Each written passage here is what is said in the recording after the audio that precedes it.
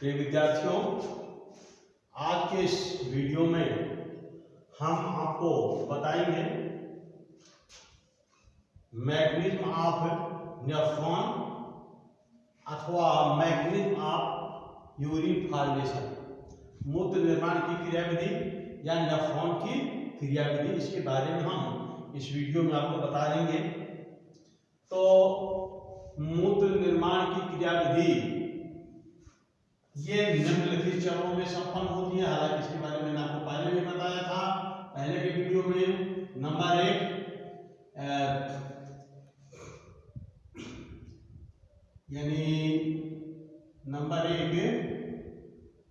Urea का निर्माण। Number एक, यूरिया का निर्माण। नंबर दो, परानिस्यंदन।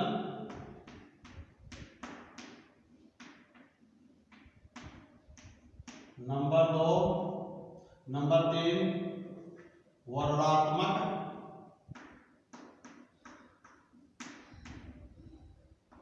पुनरावशोषण।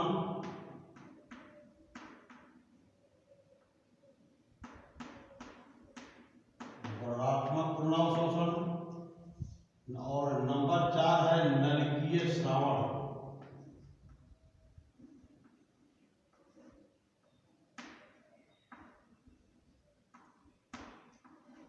तो मूत्र निर्माण की क्रियाविधि जो है ये 4 चरणों में संपन्न होती है।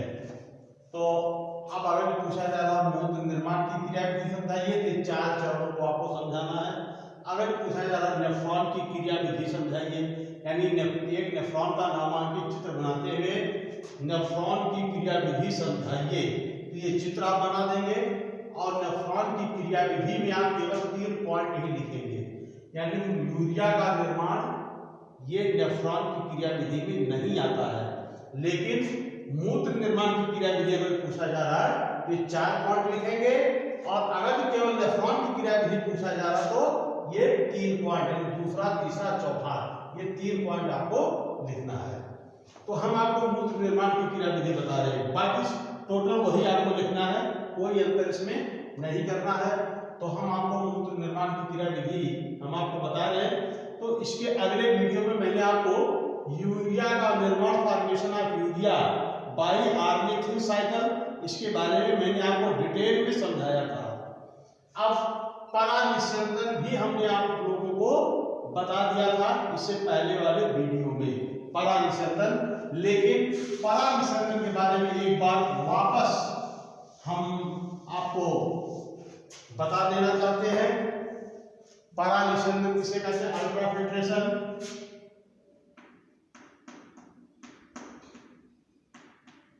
परानिस्यंदन तो नेफ्रॉन की संरचना हमने आपको पहले भी बता दिया था, जिसमें आपको बताया गया है कि नेफ्रॉन का प्रॉक्सिमल भाग, प्रारंभिक भाग जो है, यह एक बाउल जैसी रचना होती है जिसे बोमेन कैप्सूल कहते हैं। बोमेन कैप्सूल में रुधिर केशिकाओं का गुच्छा पाया जाता है जिसे ग्लोमेरुलस कहते हैं। ग्लोमेरुलस ही रुधिर को छानने का कार्य करता है। तो परानिस्यंदन किसे कहेंगे? ग्लोमेरुलस द्वारा रुधिर को छानने की क्रिया परानिस्यंदन कहलाता है। ग्लोमेरुलस द्वारा रुधिर के छानने की क्रिया परानिस्यंदन कहलाता है।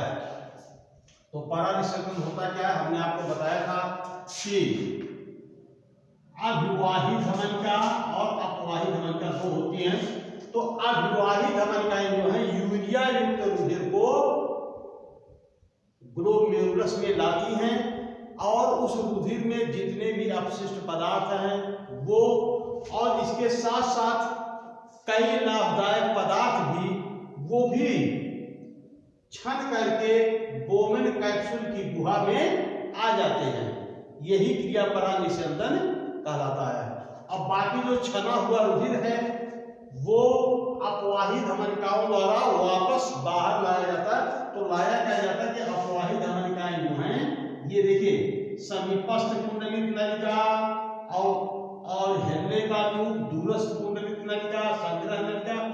इन सब में बिल्कुल एकदम चिपकी रहती है, इनसे बिल्कुल एकदम चिपकी रहती है, जिससे परानिषेध में जो लाभदायक पदार्थ है वो पूरा अवशोषित होकर के ब्लड में पहुंचता रहता है। तो परानिषेधन किसे कहेंगे? ग्लोमेरुलर द्वारा रुधिर के छलने की क्रिया परानिषेधन कहलाता है। और कैसे छलता है वो आप बताएंगे कि अभिवाही धमनिकाओं का व्यास अधिक, अपवाही धमनिकाओं का व्यास कम होता है, जैसा कि चित्र में दिखाई दे रहा है। अभिवाही धमनिकाएं यूरिया युक्त रुधिर को ब्लड में लाती है, तो अभिवाही धमनिकाओं का व्यास अधिक होने से रुधिर जितनी तेजी से ग्लोमेरुलस में आता है उतनी तेजी से वापस अपवाही धमनिकाओं से बाहर नहीं जा पाता, क्योंकि इसका व्यास कम होता है, जिसकी वजह से रुधिर द्वारा ग्लोमेरुलस की दीवार पर एक दाब डाला जाता है। उस दाब को ग्लोमेरुलर हाइड्रोस्टैटिक प्रेशर कहते हैं, यानी ग्लोमेरुलर द्रव स्थैतिक दाब, और इसका मान होगा 70 mm SEG, यानी रुधिर द्वारा ग्लोमेरुलस की दीवार पर यहां पर देखिए बाहर की तरफ एक दाब डाला जाता है। इस दाब को ग्लोमेरुलर हाइड्रोस्टैटिक प्रेशर कहते हैं। दाब का मान 70 mm होता है। अब इसी दाब की वजह से ग्लोमेरुलस में जो रुधिर है और रुधिर में जो पदार्थ है वो छल करके बोमन कैप्सूल की गुहा में आते हैं। तो बोमन ग्लोमेरुलस में लगभग 0.8 माइक्रोन व्यास के छिद्र होते हैं, उन्हीं छिद्रों से ये फिल्ट्रेट होकर के आते रहते हैं। उदाहरण के लिए अगर आप सपोज करें कि आप अपने मुंह में पानी आपने भर लिया है और आप अपने गालों में मान लो छेद कर दिया आपने छोटे छोटे, सपोज करिए। अब पानी भरने के बाद आप प्रेशर लगाइए तो आप देखेंगे कि इनमें से पानी बाहर निकलेगा। तो उसी प्रकार से जब प्रेशर पड़ता है 70 mm का, तो इस छिद्रों से होकर के रुधिर उपस्थित पदार्थ बाहर निकलते हैं। और देखिए अब यानी परानिषेधन की क्रिया में केवल यानी रुधिर में उपस्थित केवल वे ही पदार्थ छल कर बोमन कैप्सूल की गुहा में आते हैं जिनका अनुभार 67,000 तक होता है। 67। इससे अधिक अनुभार वाले जो पदार्थ हैं वो इन छिद्रों से यानी 0.1 माइक्रोन व्यास वाले छिद्र से छल करके बोमन कैप्सूल की गुहा में नहीं आते हैं। इससे जो छोटे होते हैं वे ही केवल आ पाते हैं। तो अब ये जो है परानिषेधन यानी ग्लोमेरुलस द्वारा रुधिर के छानने की क्रिया परानिषेधन कहलाता है। और इस प्रकार से छने हुए पदार्थों को परानिषेध कहते हैं, अल्ट्रा फिल्ट्रेट कहा जाता है। तो ये हो गया भैया परानिषेधन। अगले हेडिंग में आपको बता रहे हैं वर्णात्मक पुनरावशोषण। इसके बारे में देखिए वर्णात्मक पुनरावशोषण।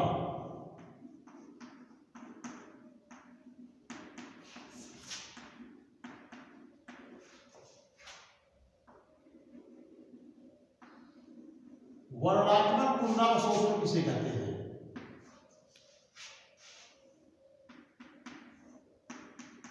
देखिए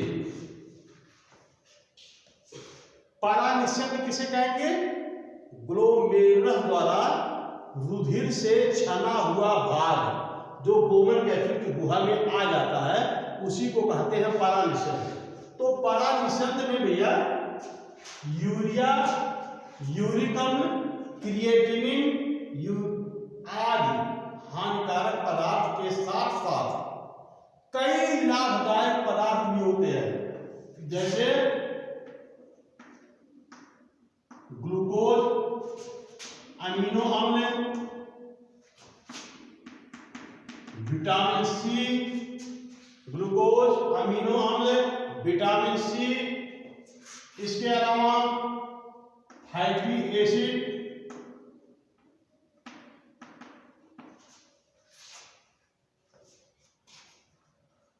प्रोटीन,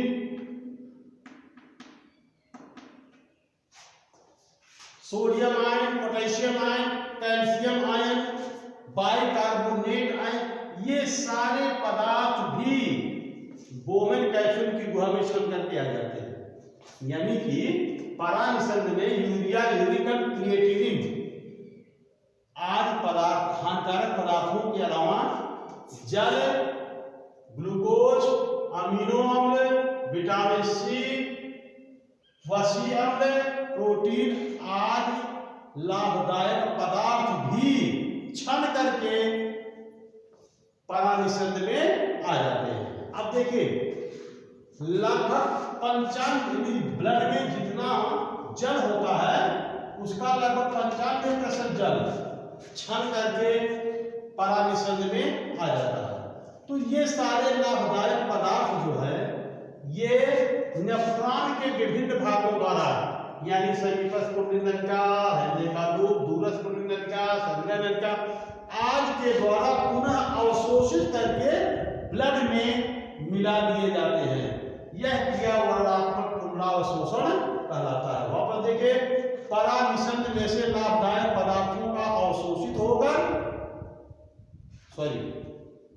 परानिषद में उपस्थित लाभदायक पदार्थों का नेफ्रॉन के विभिन्न भागों द्वारा अवशोषित होकर पुनः ब्लड में मिला देने की क्रिया वर्णात्मक पुनरावशोषण कहलाता है। ठीक है, परानिषद में उपस्थित लाभदायक पदार्थों का नेफ्रॉन के विभिन्न भागों द्वारा अवशोषित करके पुनः ब्लड में पहुंचा देने की क्रिया वर्णात्मक पुनरावशोषण कहलाता है।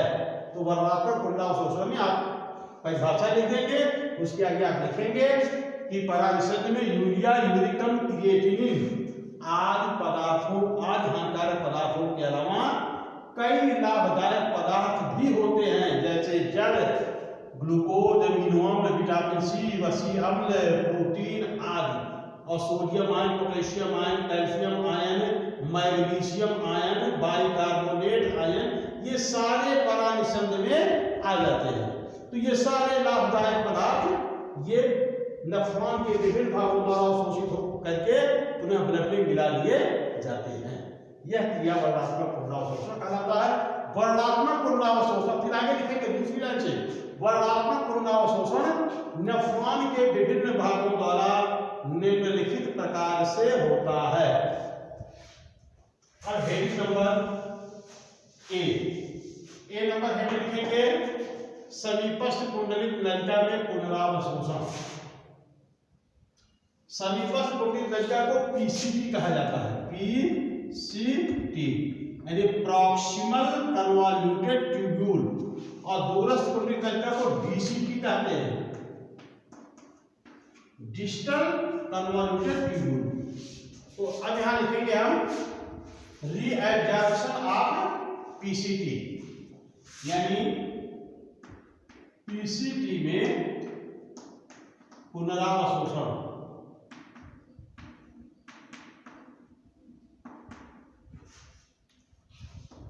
समीपस्थ कुंडलित नलिका में पुनरावशोषण। अब देखिए,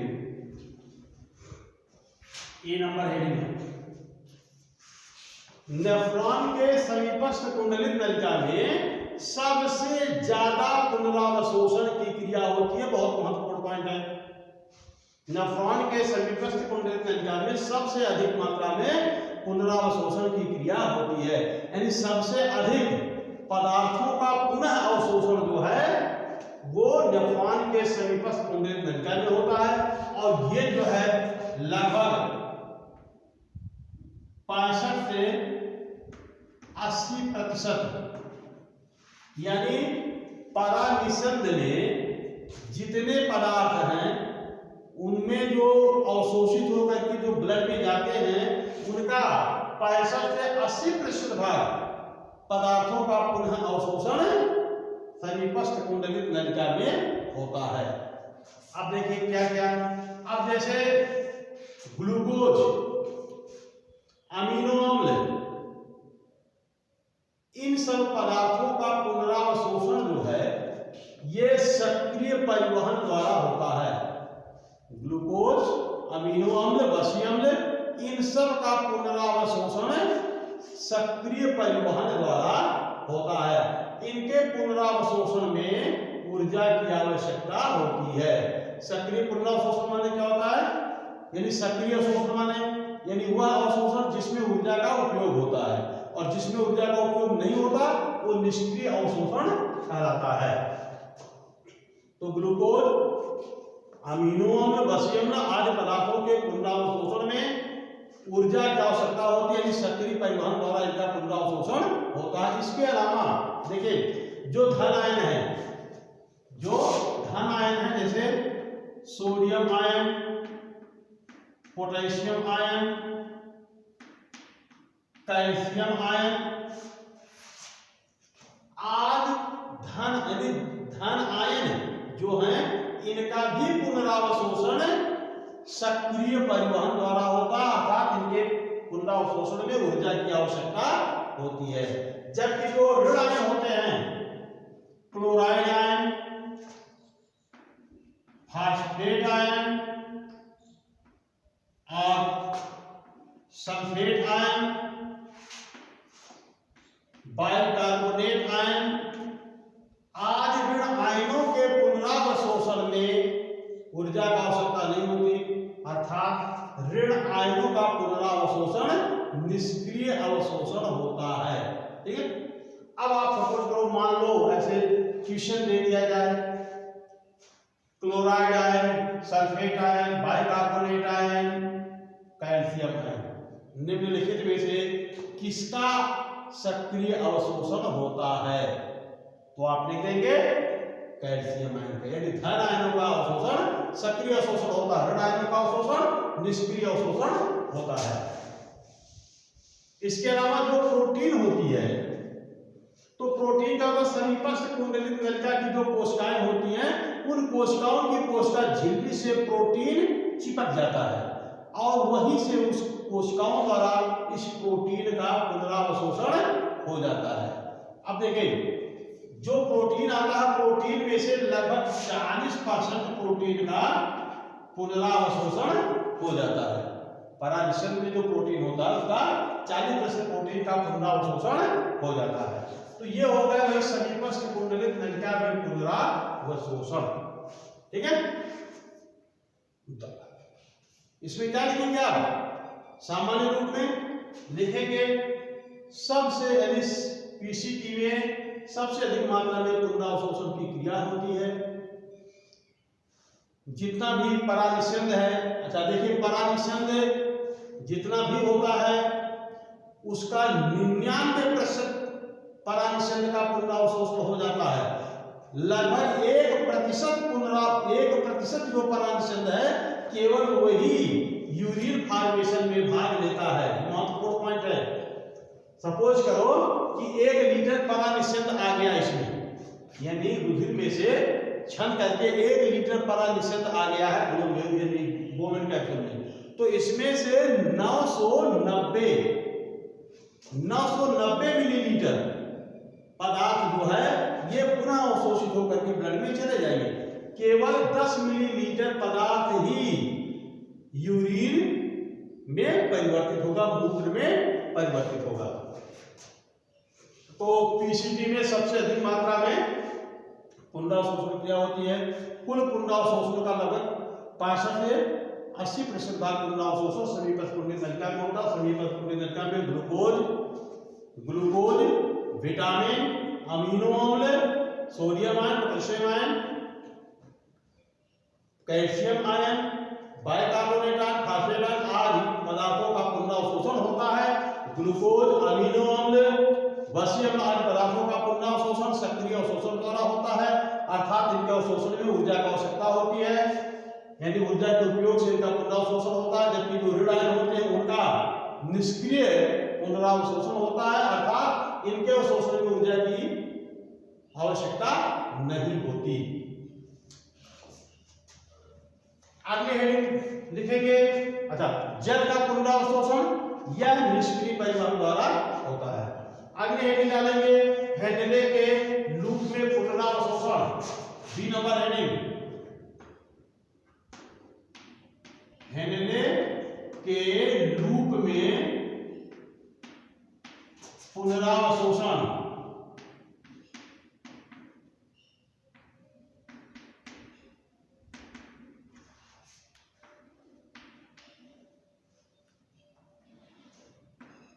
देखिए लिखेंगे हेनले का लूप यू आकार की, अंग्रेजी की यू आकार की नली होती है जिसकी एक भुजा आरोही भुजा होती है और दूसरी एक अवरोही होती है, दूसरी आरोही भुजा होती है। हेनले के लूप की अवरोही भुजा यह यानी अवरोही भुजा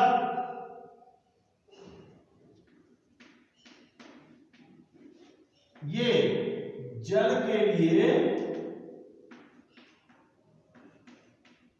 पारगम्य होती है। पारगम्य माने इससे जल जो है ये बाहर मतलब यहां से जल निकल करके अभिवाही धमनिकाओं में चला जाता है। और जबकि सोडियम और क्लोराइड के लिए अपारगम्य होती है। ध्यान रहे, हेनले के लूप की अवरोही भुजा जल के लिए पारगम्य, जबकि सोडियम आयन क्लोराइड आयन के लिए अपारगम्य होती है। अर्थात हेनले के लूप की अवरोही भुजा में जल का पुनरावशोषण होता है, जबकि हेनले के लूप की आरोही भुजा ये जल के लिए अपारगम्य और सोडियम आयन क्लोराइड आयन के लिए पारगम्य होती है। अर्थात हेनले के लूप की आरोही भुजा में सोडियम आयन क्लोराइड आयन का पुनरावशोषण होता है। जो मरुस्थलीय जंतु होते हैं उनकी जो नेफ्रॉन होगा, उनके नेफ्रॉन का हेनले का रूप अपेक्षाकृत बड़ा होता है, जिससे उनके परानिषेध में से ज्यादा जल अवशोषित होकर के ब्लड में पहुंचा दिया जाए, क्योंकि जो मरुस्थलीय जंतु होते हैं उनको जल संबंधी समस्याओं से सबसे ज्यादा स्ट्रगल करना पड़ता है। अगले हेडिंग लिखेंगे दूरस्थ कुंडलिक नलिका में पुनरावशोषण। तो दूरस्थ कुंडलिक सी नंबर हेडिंग है, दूरस्थ कुंडलिक नलिका में पुनरावशोषण सी नंबर, यानी कि डीसीटी में पुनरावशोषण। तो लिखेंगे दूरस्थ कुंडलिक नलिका में जल, sodium ion, potassium ion, bicarbonate ion आदि पदार्थों का पुनरावशोषण होता है।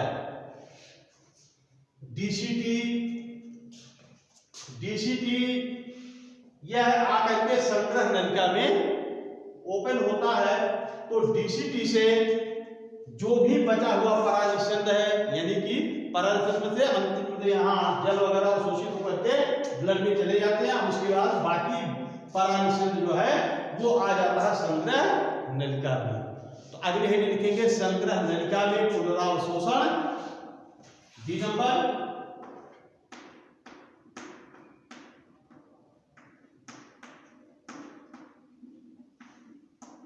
संग्रह नलिका में पुनरावशोषण। तो लिखेंगे संग्रह नलिका में अंतिम रूप से पुनरावशोषण की क्रिया होती है। संग्रह यानी जितनी मात्रा में परानिषेध आता है, अंतिम रूप से अधिक जल अवशोषित होकर के ब्लड में पहुंचा दिए जाते हैं। और जल का पुनरावशोषण सबसे अधिक समीपस्थ कुंडलिक, दूरस्थ कुंडलिक नलिका और संग्रह नलिका में होता है। ध्यान रहे, जल का सबसे अधिक पुनरावशोषण संग्रह नलिका और दूरस्थ कुंडलिक नलिका में होता है। और यह अवशोषण की क्रिया जो है यह एक हार्मोन द्वारा प्रेरित होता है। उस हार्मोन को कहते हैं वासोप्रेसिन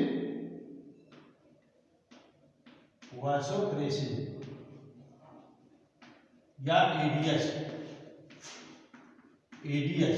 एंटी डायूरेटिक हार्मोन। तो संग्रह नलिका और दूरस्थ कुंडलिक नलिका में जल के अवशोषण की क्रिया जो है यह एडीएच हार्मोन द्वारा प्रेरित होता है। एडीएच हार्मोन क्या करता है, यह संग्रह नलिका दूरस्थ कुंडलित नलिका में की पारगम्यता को बढ़ा देता है, जिससे इसमें जो परानिषद होता है, परानिषद से ज्यादा जल अवशोषित होकर के ब्लड में पहुंचा दिया जाता है। तो ये और इस प्रकार जितनी मात्रा में परानिषद होता है संग्रह नलिका में आते आते लगभग 99% परानिषद का पुनरावशोषण नेफ्रॉन के विभिन्न भागों द्वारा हो जाता है और अंतिम रूप से अच्छा एक की ओर देखिए, कुछ मात्रा में यूरिया का भी पुनरावशोषण होता है। नेफ्रॉन के विभिन्न भागों में कुछ मात्रा में यूरिया का भी पुनरावशोषण होता है। तो ये जो है इस प्रकार से अंतिम रूप में केवल 1% परानिषद जो है वो जल के रूप में परिवर्तित हो जाता है और मूत्र का निर्माण हो जाता है संग्रह नलिका में। तो आज के वीडियो में हमने आपको मूत्र निर्माण क्रियाविधि नेफ्रॉन क्रियाविधि के बारे में बताया। अब इसके बारे में मूत्र की जो तंत्र है उसके बारे में अगले वीडियो हम आप लोगों को बताएंगे। तब तक आप लोग अध्ययन करिए। Thank you.